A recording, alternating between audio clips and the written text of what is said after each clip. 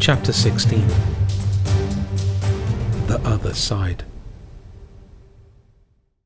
A whole other world seemed to lay on the other side of the trees, with another kind of light and another kind of landscape. On the other side it wasn't night, but rather midday, yet under such thick clouds that everything was blue-grey. The surroundings were also different. Instead of the forest, there was a wasteland full of fresh-looking craters, big and small, and, in the distance, where Badass had come from, a half-destroyed ruined city stood in place of the concrete field, smoking with fires. Badass felt like he was looking back through time at the planet's ancient past. It must have been an illusion. It couldn't have been real. Doors to the past simply do not open in the middle of the forest. Skinny, check the air for suspicious gases that could induce hallucinations. Or maybe the bite of these glowing insects carried a hallucinogenic poison, he ordered.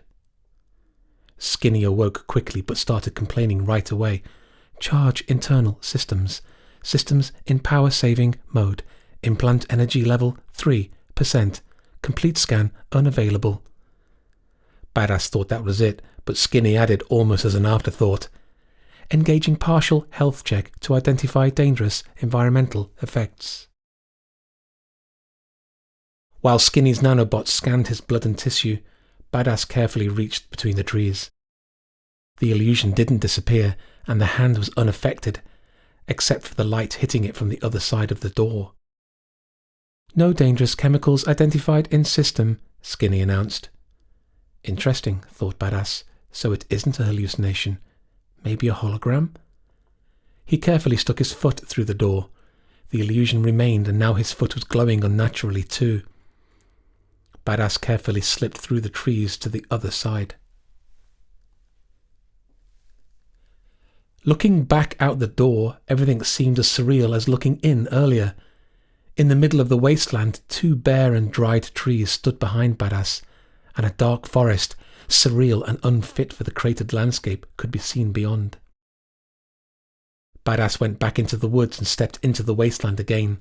Now he could smell the scent hanging in the air. It was unpleasant, at once acrid and sweet.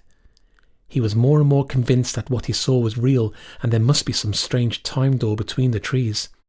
A field or a portal leading to a time different from the rest of the planet. He stood there thinking and started biting his lips without noticing it. The planet was getting weirder and weirder.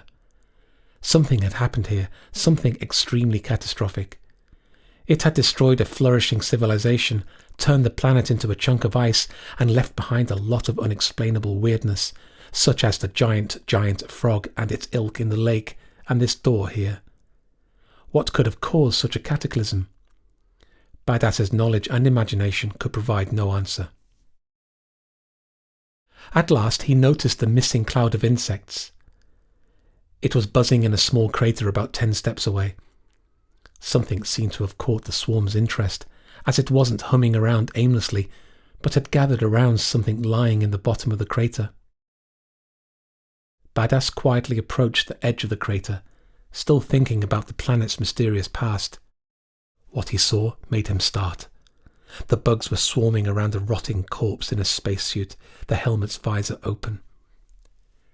Badass felt his stomach churn, and he immediately turned away, fled out of the time door and into the dark woods, where the intense aroma of the plants masked the smell of decay. Another unlucky shipmate. Badass was shaking all over. He felt his legs buckling and leaned against the nearest tree. The dark forest, the exhaustion, the stress, the disgusting stench everywhere, the bloodsuckers devouring the body, laying their eggs. It was too much for him. Badass sank onto the ground and hid his face in his hands. When he emerged from his birth tank on the ship, he could never have imagined being in such a place. All these amazing educational vids about the beautiful Earth had prepared him for a paradise, but instead he found himself on an unfamiliar planet resembling purgatory. A purgatory melting out of the ice. Then he heard it again, that high-pitched, keening wail of a predator from the depths of the forest that had kept him awake, and he sighed heavily. He had to make it back to Spruce Top and the others, to marginal safety. He suddenly recalled the rolls of fibre and was startled to realise they were gone. When and where had he set them down? He didn't leave them there next to the corpse crater, did he? Badass glanced at the time door. He wasn't going to return without the fibre. Pulling himself together, he went back towards the door, scanning the forest floor. The rolls were big enough that he would have noticed them for sure if they had been on this side of the door. But there was nothing other than dried branches and trampled plants. He stepped back through the time door and immediately noticed his lost treasure. The sheets or rolls of fibre were lying on the edge of the crater, but he also noticed something else. Something huge, metallic and very deadly looking sped toward him from the ruins of the city. It must have been a vehicle or a giant robot. It was hard to tell from a distance, but it was definitely military in nature, as all the protruding parts of the machine resembled gun barrels and seeking and aiming sensors. The machine wasn't new. It was dented and grimy, but no less dangerous for it. It may have been the one to claim this unfortunate soul lying here in the crater under the swarm of bugs.